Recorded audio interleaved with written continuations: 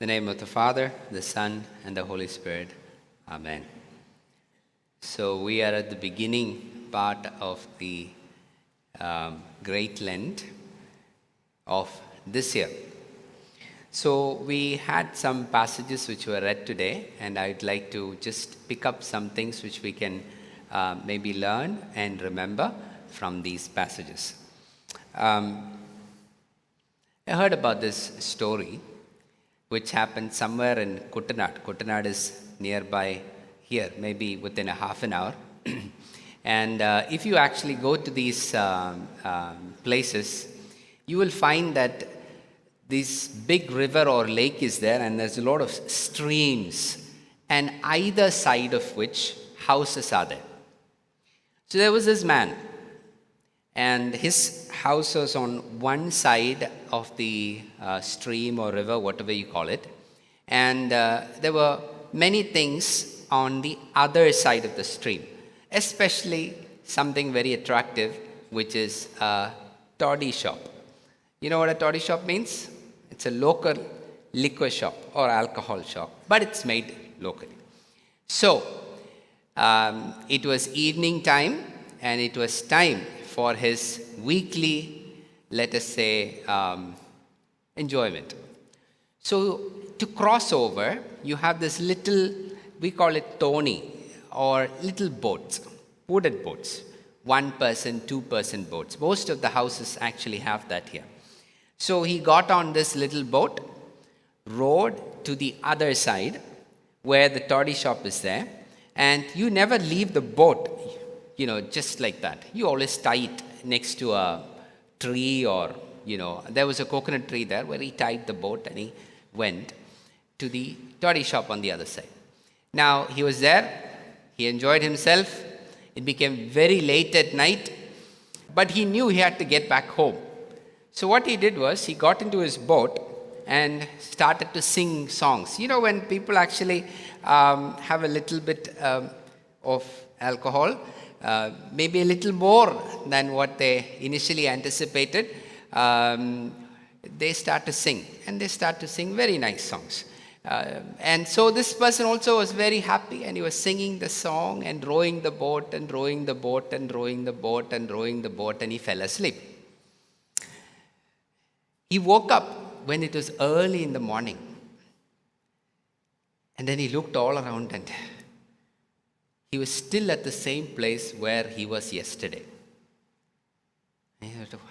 But I thought I was rowing my boat. I should have been on the other side already. Now, what happened? When he looked, he realized that when he had come to the toddy shop, he had tied his boat.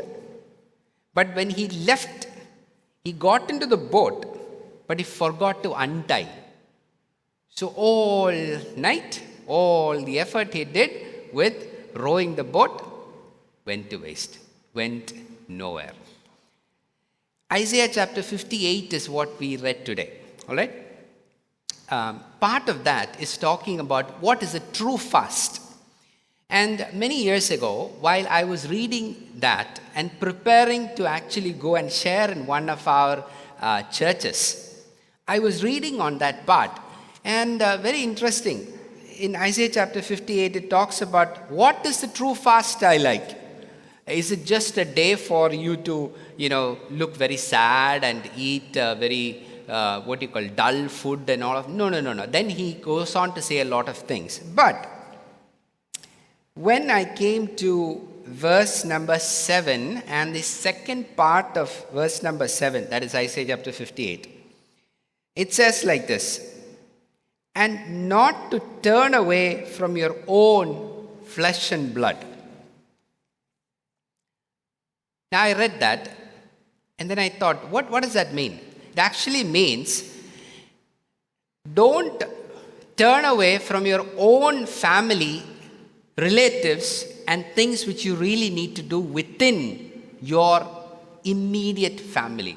Sometimes it's actually easier to go outside and feed somebody, and to clothe somebody, and to give what is necessary for them, but hold grudge and unforgiveness and bitterness to somebody within the family.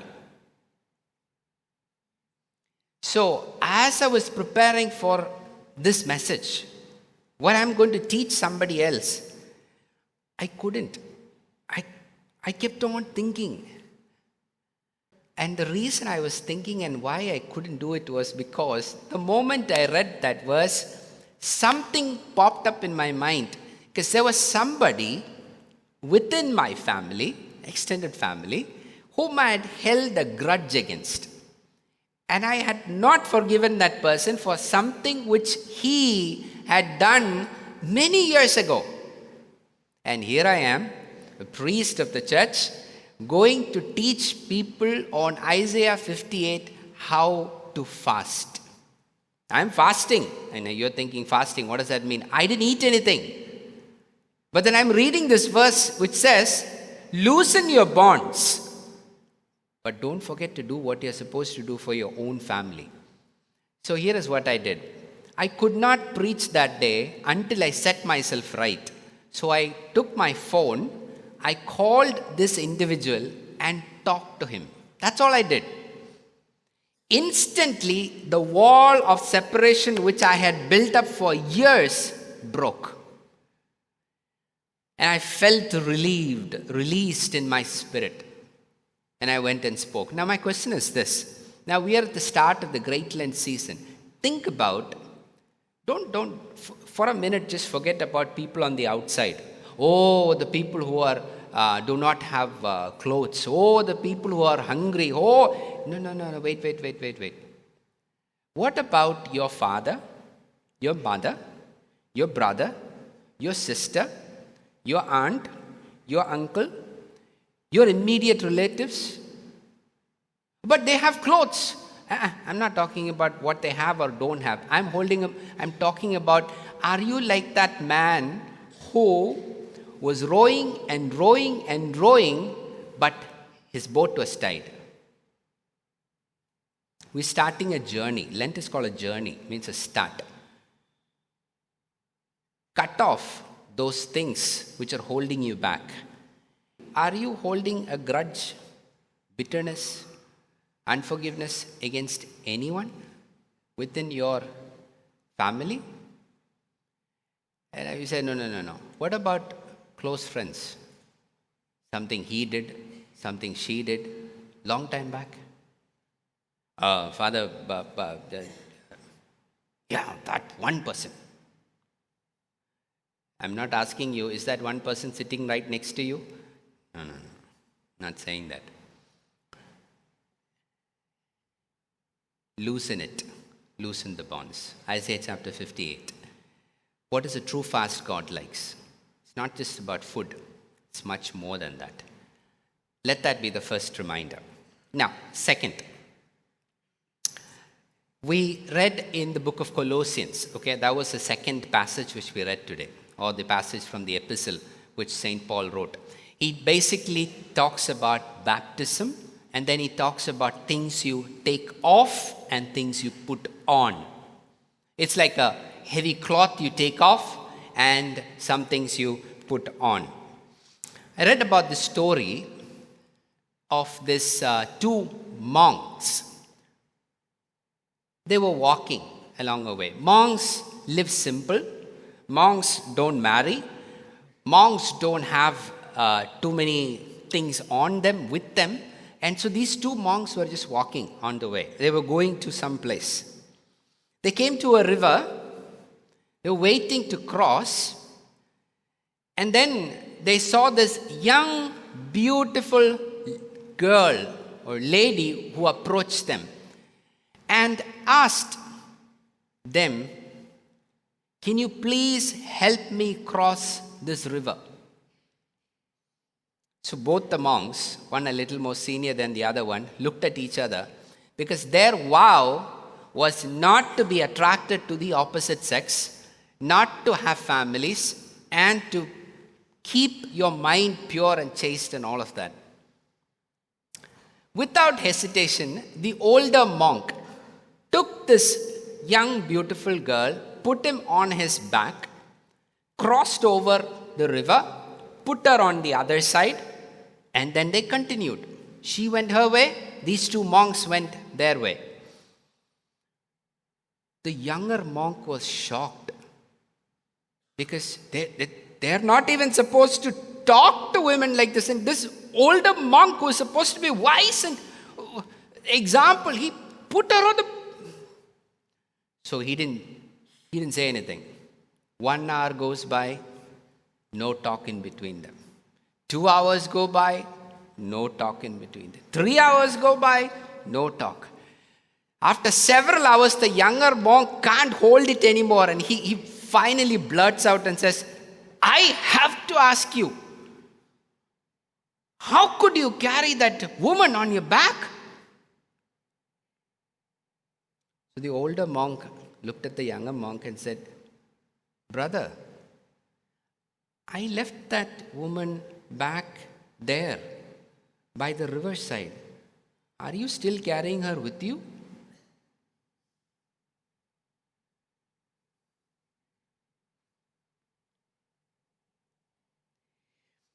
Lent is a time when some things which need to be left behind have to be left behind. Those could be actually very difficult situations, painful situations, hurtful things which happened in the past, which need to be left behind. We don't need to carry it around. In fact, we shouldn't. It's very funny when I travel, usually, and I come to airports, I travel a lot domestically, and I see this repeatedly. You go to the airplane counter. Okay, let's say I'm traveling from Kolkata to Bagdogra, or I'm traveling from Cochin to Delhi, and I go there and I say, okay, here is my ticket. They'll ask you a question. Okay, do you have any check-in baggages? I said, yes, I have one. Put it on, sir. So I'll put it on the weighing scale. There's a scale there. And I put it on, and, right behind me or in front of me, there will be usually one person or two people who will come and say, yes, we have check-in baggage. And they will then, and their backs are all hurting, and the flight person there in the counter will look at that and they will look. Problem, only 15 kg is allowed in one suitcase. The person who came has 43 kgs. And sir, this much weight you cannot carry. And then usually it's an older grandmother or, older person or something. अब क्या काम है? ये मेरा bag है. Yes sir, it is your bag, we realize. क्या problem है? But only 15 kgs. मतलब? What does that mean? We cannot take 43 kgs. Then they will look around. So what do you want me to do? You take the rest. Sir, we can't take the rest. Only 50. What do you tell me? Then it's a big hallaballa there. Because they don't know what to do with all this. And I remember once seeing, they see, the airplane is very strict. They will not take anything over a particular weight, or you have to pay money. And the money you have to pay is as expensive as your ticket itself. So most people will say, one older Amachi really got upset and angry and everything. And then finally, I think their son or somebody was with them. They said, but we can't do this. And so she's like, what do I do now? You have to take away some things from your bag. And the most embarrassing thing is, in front of everyone, you're opening your suitcase so people can see what is inside. And when the Ammachi opened, it was coconuts inside. And we were like, oh my goodness. And we are all waiting in the queue. Bhaiya, nariyal hai. Yes. We know it is coconut. But you cannot take this. What do you mean you cannot take this? Oh my. Coconuts. And we are all looking and saying, oh my, okay. I mean, we understand. Maybe at that age we will also say like that. But then this Amachi had to take all the coconuts and put it in another bag, and then they had to actually take it away. And she was almost like, coconut. Finally, they made the bag into 15 kg and then checked it in. Sometimes we have to leave things behind.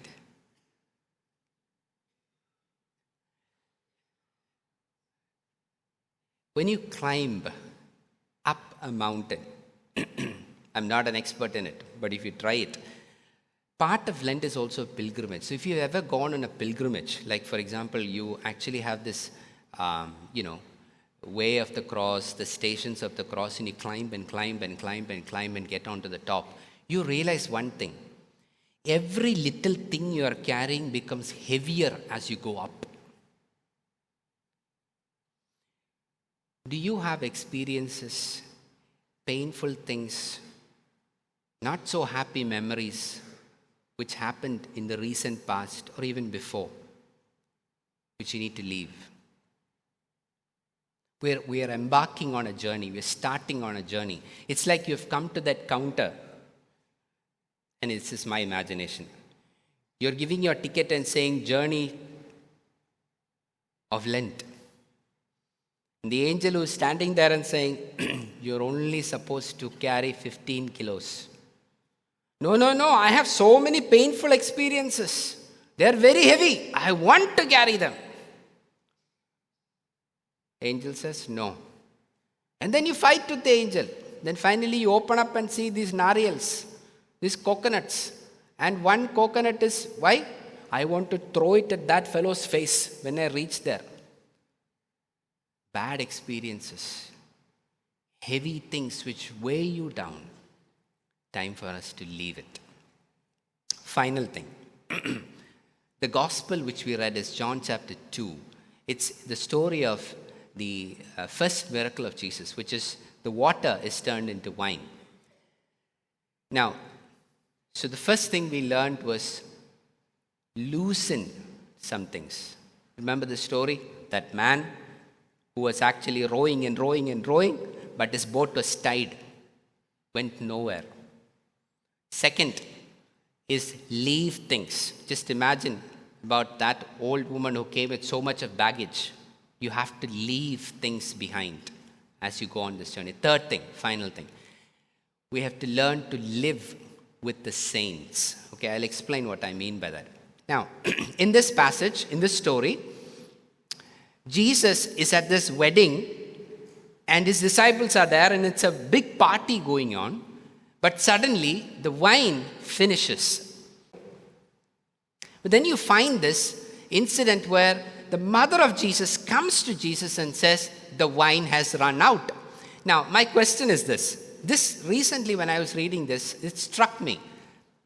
Why is it that nobody else, listen very carefully, why is it that nobody else in the entire party came to Jesus and told nothing about it? You think nobody knew about the wine running out? Absolutely. People who are responsible there would have known. I mean, otherwise, how would the mother of Jesus come to know? It's a big thing. It's a big problem. And then I thought, the disciples really don't know what Jesus is capable of. The people in the party, the marriage, the family, they don't really know what Jesus is capable of. But probably the only person who knows who really Jesus is and who knows what he is capable of is his mother. Because you read in the scriptures that from the beginning she knew and she kind of took everything to heart. And I feel maybe she went to Jesus and said, the wine has run out. What was she meaning? I don't think she meant make wine or anything, but she would have known, again, my imagination, in her mind she would have thought, if anyone can help in this situation, Jesus can. My son can, because he's the Son of God, but nobody else recognizes that yet. He has done no miracles out in the public yet. But I know what he is capable of because I know who he is. Saints are like that. They know what God is capable of. They know what Jesus can do, and we don't. We don't. So when we are stuck in situations, and during this journey of Lent, let us learn to live with the saints. Because saints are those who have seen with their eyes, experienced with their lives, that which God can do. Mother Mary goes and tells Jesus, because she knew there's something he can do which nobody else can do, and nobody knows that he can do. So as we journey on this Lent, season of Lent, 3 things for us to remember, 3 stories. 1, the first story I said, the man who was rowing, he got tied up. He did not loosen things. And the example I used was, do you have anything to forgive? Do you have anything to cut off which is holding you back? The second was to leave old things and put on new things. Colossians chapter 2. And the example was, when you go to the airplane and the airport, you only have this much you can take. Some memories, some experiences, some things which happened in the past, you've got to leave behind. You can't take it with you. And the third thing, learn to live with the saints. In your journey, you're not alone. Okay, you have all of us, because we are a community, we come together for evening prayers, that's all there. But that's not it. We have thousands more who are actually have gone on this journey before. And many of them are saints because of the holiness of their life and what God has done through their life. The book of Hebrews says, imitate their faith. So may the Lord help us to cut off, loosen things which we need to, leave things behind which we need to, and to live with the saints during this season of Lent. May the Lord bless us with these words. Amen.